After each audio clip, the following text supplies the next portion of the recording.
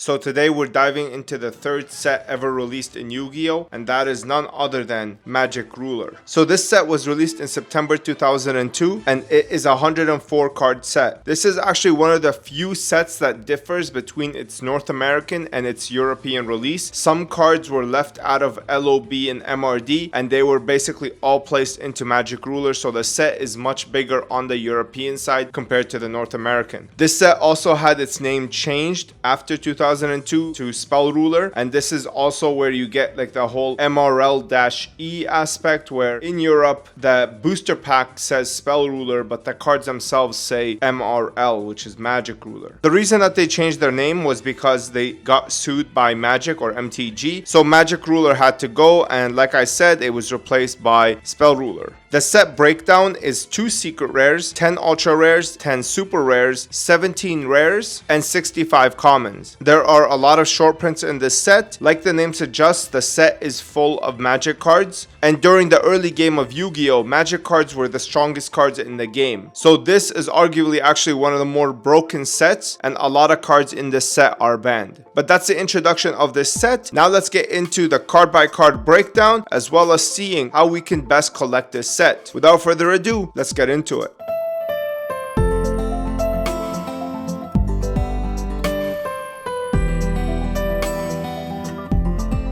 Alright, so before we start, let me show you guys the gear that I'm rocking. This right here is an upcoming colorway for my binders. This will be available in March, and you can pick it up at strictlysealedinc.com. These are the currently available arcane sleeves. Magic Ruler is a green set, so I use the green sleeves right here. The color on these sleeves just pops and it complements the cards so well. And then last but not least, these are set identifiers. I use them to break apart the sets. So as you can see here, this is Metal Raiders. I start with Magic Ruler right here, and these are also made by me. You can find at strictlysealed.com, and these are probably some of the highest card quality that you'll see. Honestly, they're literally better quality than the Yu-Gi-Oh cards themselves. They're much thicker card stock. The printing quality is fantastic. Even the design itself is built from the ground up, so there's no pixelation whatsoever. They are extremely accurate down to the Konami logo that comes on the original booster pack. So yeah, that's the set identifiers. You can find everything here at strictlysealed.com. If you guys want to pick up raw cards that you see in my collection, you guys can find it at Strictly Sealed Cards on Instagram. I do claim sales and all of that over there. But anyway, plug aside, let's begin. We're gonna start off with Blue Eyes Toon. I thought that this was a fantastic pick for the secret rare. This is a lot of people's top 5 secret rares, and in my opinion, I think it's a no-brainer. It's a Blue Eyes card, it's a Pegasus card, it's an anime prominent, and the fact that it's a secret rare, this makes it one of the top 5 cards in the set easily. In terms of collectability, the PSA 10 of this is actually quite high pop because the card quality on Magic Ruler is arguably the best that Yu-Gi-Oh had ever seen. I would argue Magic Ruler and Metal Raiders had like literally the cleanest card stock, 0 issues, 0 waxing, 0 off-centering. It was just fantastic. I highly applaud Upper Deck for what they did, and they took meticulous care with the printing of these 2 sets. So the pops on these are quite high, like I said earlier, and that means that the price, although it's a Blue Eyes card and although it's a secret rare, it is quite held back. It's around like $1,800, $2,000 for a PSA 10, and the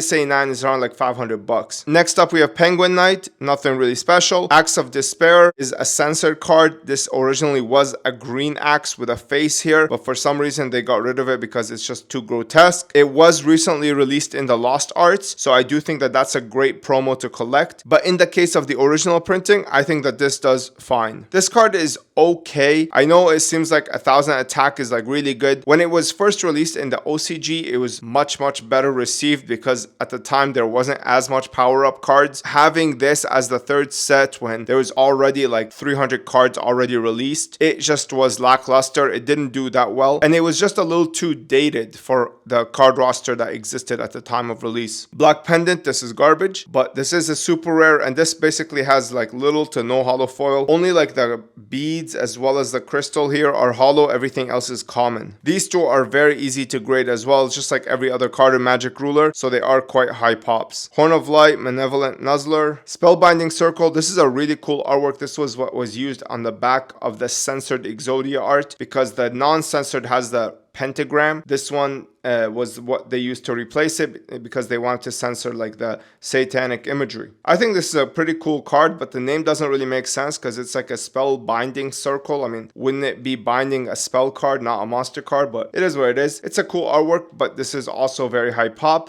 And this probably goes for around like $200-$300, maybe $400 in PSA 10. It's not very expensive at all. Metal Fish, Common Vanilla, Electric Snake, Queenbird. Amoeba is sometimes used in water decks, but not that much. Peacock, Mahavelo sometimes saw some use, but it's like a fringe deck. Like not a lot of people use it. Some more commons, vanillas. Nothing here, nothing special here. Here again, like the first 3 sets, they have a lot of vanillas because they're just bringing cards over, right, from original OCG. Heroes, Shadow Scout, doesn't matter. Invader of the Throne is pretty trash, like as a playable card, but I do think it's a cool artwork. The dress is very, very unique. Whiptail Crow, Slot Machine. This is a super short print. I would definitely say that this is one of the hardest commons to pull from this box. It's 1 per box because it's a super short. Relinquished here is probably like the best ultra rare in this set. It's a Pegasus card. It is usable in a lot of decks, and I'm pretty sure like this is max rarity, right? Like we don't have anything higher than this in terms of OG cards. So Relinquish is a really, really cool monster. Absolutely love it, and it definitely has that Yu-Gi-Oh vibe to it for sure. This card in PSA 10 is probably around like $700, $800. Like sometimes you can probably find it for less at like $600, and PSA 9 is probably like $200. Red Archery Girl, this is the other super short print. Again, very hard to find. Each of these, there's only 1 per box. Upstart Goblin, this is probably the best common in this set. I don't think there's anything that tops this, and most Chaos decks run 2 of these, so it's very much in demand until it recently got reprinted in Rarity Collection. Toll,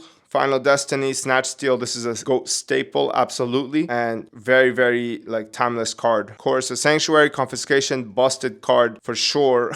This had to get insta banned, and I'm really glad it's not in GOAT format. Unfortunately, Duo did not make the ban list. This card definitely deserved to be banned, and I would love to play GOAT format without this card. It is absolutely 0 skill. There is no need for this card in the game, and I really don't like it. I personally think GOAT format would really benefit from not having this card in the game. Darkness Approaches, Fairy's Hand Mirror. I believe this is a short print as well. Tailor of the Fickle, Rush Recklessly, Reliable Guardian. There's nothing really important here. Forceful Century, another busted card. Again, like you see, like all of these cards are literally look at somebody's hand, rip cards out. Is absolutely busted. Definitely not needed in the card game. Chain Energy, I run 2 of these in my Panda Burn deck. Absolutely love this card. Basically, anytime anybody pays anything, you pay 500 life points. What I do is like I have a lot of traps in my Panda Burn deck, so I just lay everything down, activate that, and then I basically burn them to death. It's actually such a toxic card, but I absolutely love it. MST is probably one of the more timeless cards in this set. This card will never go banned because there's like literally no need to ban this. Mystical Space Typhoon, commonly known as MST. Very, very timeless card. Absolutely gorgeous artwork. I mean, this is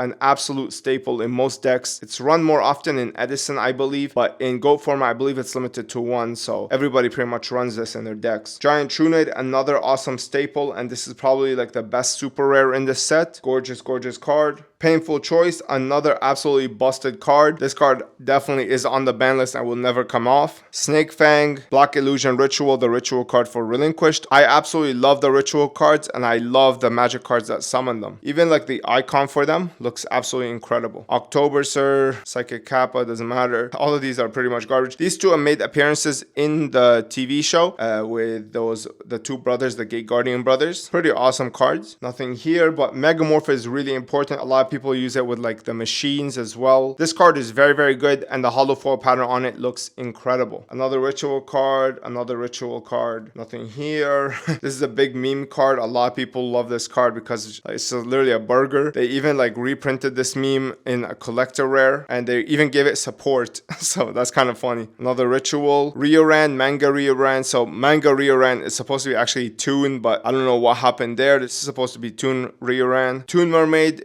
and Toon Summon Skull. This is not actually based on any monster, so like this one is obviously based on Rioran. This is not based on anything. Maybe a red archery girl. I wonder why they like changed the name there. Pretty interesting dynamic for sure here. Toon Summon Skull, incredible artwork here. Absolutely insane art. Jigen, Bakudan. Pretty sure this is also a super short print or a short print for sure. I'm not gonna bother pretending to name this guy. Over here, there's Toon World. I am missing this card right now. I'm looking for a really minty copy for the collection. And then Cyber Jar. I love this card. This card is like, this and Morphing Jar are some of my favorite cards to play, because if these go off, like I win the duel. Like there's no shot that they're gonna win if I'm able to resolve this. Absolutely love this card. Toon World is cool, but I think it's a little overrated. I think Pegasus cards are way overrated. I don't like Pegasus at all. Like I don't like these creepy ass characters. Not for me. Banisher of the Light. I have seen some of these in Dueling Book recently. Like, I mean, it's very, very unique because this basically uses the banishing concept where you banish things to the graveyard and you add like attack points to Maju Garzet or something like that. It's quite annoying. It's 2000 defense, but yeah. In terms of collectability, like I forgot to mention that, but with these guys, these are probably like $600-700. I've seen them go as low as like $400. They have definitely fallen off for cards that used to be like $1,200 at one point. Megamorph is like $200 PSA 10. Giant Rat, absolutely love this card. I run 3 of them in my deck. It's an absolute staple for Panda Burn. Senju of the 1,000 Hands. A lot of people run this with Relinquished. UFO Turtle. This is pretty much the same thing. It's a recruiter for fire types. Flash Assailant. Karate Man. There's nothing here. I sometimes try to run these, but they're not that good. But they're definitely cool cards. Like they allow you to like summon monsters from your deck, 2 of them. So it's quite a nice mill card, especially if you can get it off. A lot of set cards in Yu-Gi-Oh! GOAT format get like Nobleman of Crossout. Yeah, it's debatable how effective they really are. Again, this is the light monster type for the searcher. There's a lot of searchers here, like 1, 2, 3, 4, 5. Like there's the water, wind, light, earth, and fire. And then this is the dark right here as well. This is a censored artwork. This definitely deserves the lost art treatment, but we haven't gotten that yet. Messenger of Peace is okay. It's another stopping card, but it's just not as good as Level Limit Area B. I don't think a lot of people run this. And then we have the second Secret Rare Serpent Knight Dragon. Personally think that this is a dud, like Secret Rare. I definitely think that there could have been a lot better choices. I would have definitely loved to have this as a Secret Rare, for example. MST, Cyber Jar. Those would be my picks. Like even maybe some of these guys. Having a vanilla Secret Rare is kind of a dud, and it's just Serpent Knight Dragon. Like it's not that special, you know? Maybe I'm weird like that. But anyway, that's pretty much Magic Ruler. Let me know your thoughts in the comments down below. How high do you rank this set overall? And if you guys want to support the channel, hit the like button, subscribe, do all that good stuff. And if you want to see more from me, you can support me directly because all the money that you guys purchase from my products goes back to making more videos. So to do that, you can shop at strictlysealed.com. Thank you to everybody who's supported me along the way. I really appreciate you guys. But that's pretty much it from me. I hope you guys enjoyed and I hope you learned something. I'll see you in the next one. Peace.